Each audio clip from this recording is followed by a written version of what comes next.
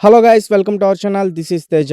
So ప్రస్తుతం అయితే మనం దొడ్డిపాట్ల అనే గ్రామంలో గోదావరి ఒడ్డునున్న ఒక పడవలో అయితే ఉన్నాం.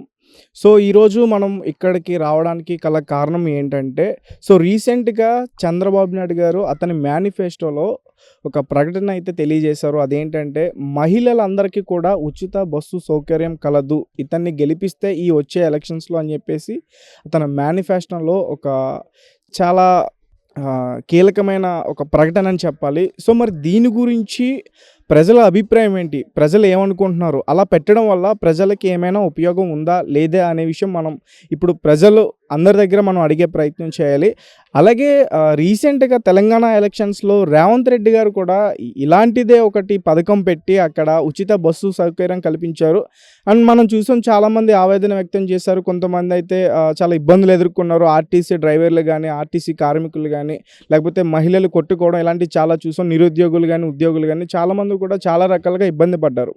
మరి ఇన్ని రకాలైన ఇబ్బందులు వచ్చినా సరే, మరి చంద్రబాబు నాయుడు గారు ఎందుకు ఇలాంటి నిర్ణయం తీసుకున్నారు అంటే, ఓట్ల కోసం ఇదొక పొలిటికల్ స్టంట్ అని చెప్తున్నారు. అంటే రీసెంట్గా జగన్మోహన్ రెడ్డి గారు ఒక మేనిఫెస్టోని రిలీజ్ చేశారు. కూటమితో వీళ్ళు ఈరోజు రిలీజ్ చేయడం జరిగింది. సో మరి కూటమిని ప్రజలు ఏ విధంగా స్వీకరిస్తారు, ఏ విధంగా ఆహ్వానిస్తారు, మరి 2024 ఎలక్షన్స్లో గెలిపిస్తారా గెలిపించరా, ఈ విషయాలన్నీ కూడా మనం ప్రజలను అడిగే ప్రయత్నం చేద్దాం.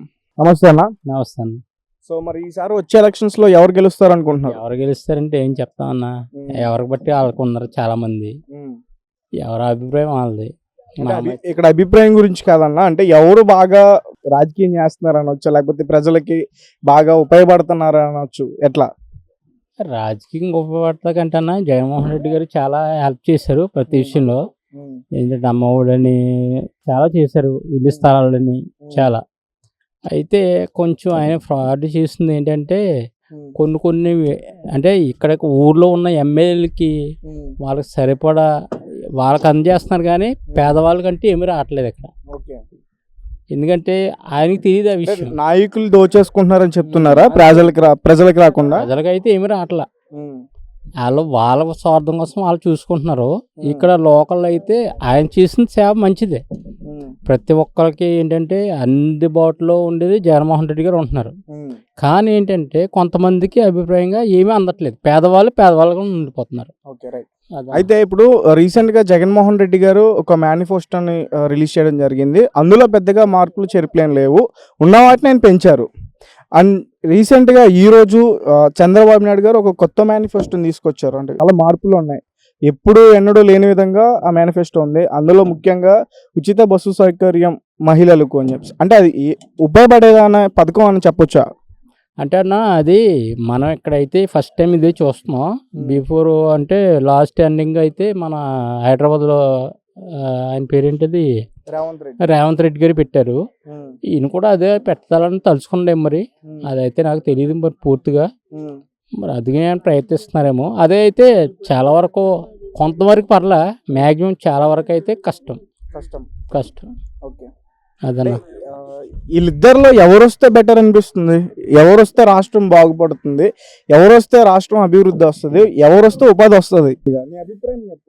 నా అభిప్రాయం అంటే చంద్రబాబు నాయుడు గారు చాలా అనుభవం ఉన్న వ్యక్తి. గతంలో ఆయన ఒక రాజధానిని స్టార్ట్ కూడా చేశారు. జగన్మోహన్ రెడ్డి గారు వచ్చిన తర్వాత 3 రాజధానులు అన్నారు. ఇప్పటి వరకు కూడా ఎలాంటి ప్రకటన తెలియజేయలేదు కదా. సో దాని గురించి అడుగుతున్నా. ఇప్పుడైతే అన్న ప్రజెంట్ చెప్పుకోవాలంటే, ఇదివరకు 3 రాజధానులు అని చెప్పారు, ఒకటి కూడా చేయలేదు. ఇప్పుడు ఏంటంటే ప్రజెంట్ ఒక సీఎం చంద్రబాబు నాయుడు గారు అయితే గతంలో ఎన్నో చేశారు. ఆయన ఉంటే మొన్న అయితే ఖచ్చితంగా ఇంకా ఈ రాష్ట్రం ఇంకా డెవలప్ చెందుతుంది. ఇప్పుడైతే ప్రజెంట్ ఈ జగన్మోహన్ రెడ్డి గారు అందరికి ఇస్తున్నారు. ఏంటంటే అమ్మఒడని ఇవన్నీ ప్రతిదీ పెడుతున్నారు. ఎందుకంటే ఉన్న వాళ్ళు దోసుకుంటున్నారు తప్ప లేనటువంటి వాడికి ఏమీ లేదు ఇందులో. అందుకే ఇప్పుడైనా సరే ఖచ్చితంగా రాజధానిని పెట్టుకోవాలంటే మనకు రాజధాని ఉండాలి మెయిన్. రాజధాని లేదు, ఏమీ లేదు. ఇంకా అలాగైతే ఎలాగన్నా. ఇప్పుడైతే నెక్స్ట్ మ్యాక్సిమం ఇంకా చంద్రబాబు నాయుడు గారు వస్తారనుకుంటున్నాం. మరి అంటే మీరు ఓటేసేది ఎవరికి? నేను ఓటేసిందంటే ఎవరికైనా చెప్పలేను కానీ అన్న, అంటే నీ ఊహ ఏంటంటే చంద్రబాబు నాయుడు గారు వస్తారు? ఖచ్చితంగా చంద్రబాబు నాయుడు గారు వస్తారు. Okay, right. Thank you so much. Welcome. Thank you. నమస్తే బాబాయ్. నమస్తే. సో మరి ఎలక్షన్స్ వస్తున్నాయి, ఈసారి నీ ఓటు ఎవరికి వేస్తావు? ఓటండి నచ్చిన వాళ్ళకి వేస్తాం సార్. గత ప్రభుత్వంలో ఇచ్చిన హామీలన్నీ నీకు అమలైనయా నీ వరకు? నా వరకు ఉమ్. మా మిస్సెస్ గారికి 15,000 అందినాయి. అది ఈ సంవత్సరం అందినాయి. ఓకే, ఈ సంవత్సరం అందినయా? అంటే ఆవిడకి 40 సంవత్సరాలదే ఇప్పుడు మండ వచ్చిందండి, దానికోసం ఫస్ట్ క్వార్టర్. ఓకే, పిల్లలు ఉన్నారా బాబాయ్? అబ్బాయి అమ్మాయి అండి. అమ్మాయికి మ్యారేజ్ అయిపోయిందండి, అబ్బాయి ఉన్నారు. ఓకే, అబ్బాయి ఏం చదువుకుంటున్నాడు? అబ్బాయికి ప్రభుత్వం నుంచి ఏమైనా వస్తున్నాయా, అమ్మఒడి అలాంటివి? బయట ఉన్నారు, బయట ఉన్నారు. బయట ఉన్నాడా? సో ఏంటి ఈసారి ఎవరు వస్తే బాగుంది అనిపిస్తుంది? నువ్వు చాలా ఏళ్ళ నుంచి చూస్తున్నావు, నీకు ఎవరు వస్తే ఇప్పుడు మన జీవితాలు బాగుపడతాయి, వీళ్ళు వస్తే బెటర్ రా బాబు, నీకు ఎట్లా అనిపిస్తుంది? మారాలండి ఈ సంవత్సరం. మారాలా? మారితేనే కొంచెం బాగుంటుందని మాలాంటి వాళ్ళు, చిన్న చిన్న వాళ్ళు, కూలి పని చేసిన వాళ్ళు బతకలేకపోతున్నారు. ఎందుకు బాబు అలా అంటున్నావు? అంటే సంక్షేమ పథకాలు చాలా ఉపయోగపడ్డాయని నేను విన్నాను. ఉంటే పడే వాళ్ళకి పడ్డాయండి, ఉపకారం పడ్డాయి. మాలాంటి వాళ్ళు పని చేసిన వాళ్ళకి కొంత ఇబ్బందిగా ఉందండి. అంటే ఏ రకమైన ఇబ్బంది? ఏముందండి, 650 రూపాయలు కూలి పని ఇస్తున్నారండి. మేము కొద్దిగా గొప్ప మేము మందు వేసుకోవాలండి, దానికోసం రేట్లు పెంచేసండి. 50 రూపాయలు క్వార్టరు ఇవ్వాలండి, 130 రూపాయలు అమ్ముతున్నారండి. చంద్రబాబు నాయుడు దాంట్లో అమ్మి ఇప్పుడు 50 రూపాయలు అండి ఆ క్వార్టర్ అండి, ఇవాళ 130 రూపాయలు అమ్ముతున్నారండి. అటువంటిది మేము బతకలేకపోతున్నాం, 200 ఖర్చు పోతుందండి.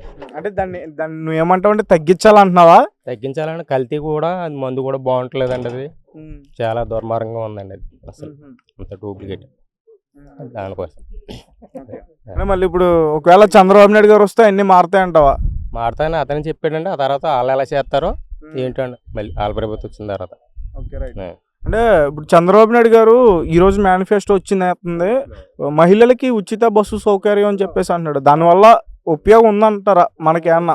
మన సైడ్ మరి అది ఉంటుందో ఉండదు, సిటీలో ఉంటుందేమో అండి. గమ్ముని మన సైడు ఆడవాళ్ళు గమ్ముని వెళ్ళరు కదండి. సిటీలో అయితే ఉద్యోగస్తులు గట్ట తిరుగుతారండి, వాళ్ళకి ఉపకారం అండి. మన ఇంట్లో ఉన్న ఫ్యామిలీ అండి సంవత్సరాలు చేసుకుంటే సరిపోతారు, కానీ గమ్ముని సిటీకి వెళ్ళాలని పని ఉండదు కదండి. అంటే ఇప్పుడు మీరు ఇందాక అంటున్నారు ఒకసారి మారిస్తే బాగుండు అని చెప్పేసి మీరు అంటున్నారంటే, ఆ పైన ప్రభుత్వం మారడం వల్ల మీకు వచ్చే లాభాలు ఏంటి? పైన అండి ఏదో కొద్దిగా మేము కొంత బతుకు తీరు కొంత బాగుంటుంది అనండి. అది okay, right. Thank you so much. నమస్తే అండి. బాగా చేశాడు జగన్మోహన్ రెడ్డి చేశాడు, కొంతమంది చదువులకి వాటికి ఉపయోగపడ్డాడు. మళ్ళీ రుణమాఫీలు, మళ్ళీ ఈటు బ్యాంకుల్లో పడేలాగా ఈటు అవి బాగానే చేశాడు. కానీ కొంతమంది ఆయన మీద చాలా రిమార్కులు వచ్చేసింది. అంటే ఏ విధంగా రిమార్కులు వచ్చాయి? అంటే ఏ విధంగా అంటే అండి, ఉద్యోగాలు చేయకుండాను ప్రభుత్వం ద్వారా ఉద్యోగాలు ఎవరికి రాలేదండి. తర్వాత ఏమో కొన్ని ముందు బాగానే చేశాడండి, తర్వాత రాను ఆయన కొన్ని విధాల చెడ్డ పేరు వచ్చేసింది. జగన్ మీద చాలా మందికి విరక్తి ఉందండి. చంద్రబాబు నాయుడు కూడా ఏ ప్రగల్భాలు పలకటమే కానీ పనులు చేయడం. అంటే మీరేమంటారు, వీళ్ళిద్దరూ కరెక్ట్ కాదంటారా, జగన్మోహన్ రెడ్డి చంద్రబాబు నాయుడు? చంద్రబాబు నాయుడు చేశాడండి, చంద్రబాబు నాయుడే కరెక్ట్ అండి. ఈయనతో పోల్చుకుంటే ఆయనకు కొంచెం అనుభవం కూడా ఉంది. అనుభవం ఏంటంటే 9 సంవత్సరాల అనుభవం ఉంది. 9 సంవత్సరాలు సీఎంగా చేశాడు. ఓకే, ఆయన కాదంటే ఆయన 2 సార్లు నెగ్గాడు కదండి. పర్వాలేదు. ఇప్పుడు వచ్చే ప్రభుత్వం ఎవరు వస్తే బాగుంటుంది అనిపిస్తుంది? ఎవరంటే రాష్ట్రం కొల్లగొట్టేసాడండి జగన్. ఇప్పుడు బాగు చేయాలంటే చంద్రబాబు రావాలండి, తెలుగుదేశమే బెస్ట్ అండి. ఓకే, అంటే తెలుగుదేశం రావడం వల్ల ఏంటి ఉపయోగం? అభివృద్ధి వస్తాయంటదా? అభివృద్ధి చేస్తాడండి, రాష్ట్రాన్ని అభివృద్ధి పదంలోకి తీసుకొస్తాడు. అంతేకానండి అతను కూడా మామూలుగా ఏమి చేస్తాడండి, బాగానే చేశాడు. లోకడ లేకపోతే 2 సార్లు ఎలా నెగ్గుతాడండి, చేసిన మూలనే ఎన్నుకున్నారండి. అయితే ఇప్పుడు చంద్రబాబు నాయుడు గారు మహిళలకి ఉచిత బస్సు సౌకర్యం అని చెప్పేసి తన మేనిఫెస్టోలో చెప్పడం జరిగింది. దానివల్ల ఉపయోగం ఉందా? ఉందండి, స్త్రీలకు రకంగా? ఉపయోగం. అంటే టికెట్ లేకుండా ప్రయాణం అంటే మరి ఉపయోగం కదండి, అది చాలా ఉపయోగం అండి. అంటే ఇటు సైడ్ ఇటు ఇటు జిల్లాలు చూసుకున్నా లేదంటే ఓవరాల్ ఆంధ్ర చూసుకున్నా మహిళలు బయటికి వెళ్ళేది తక్కువ నాకు తెలిసినంత వరకు. మీరేమంటారు? అలాగే అనకండి, టౌన్కి వెళ్తే మీరు మహిళలే కనపడతారు.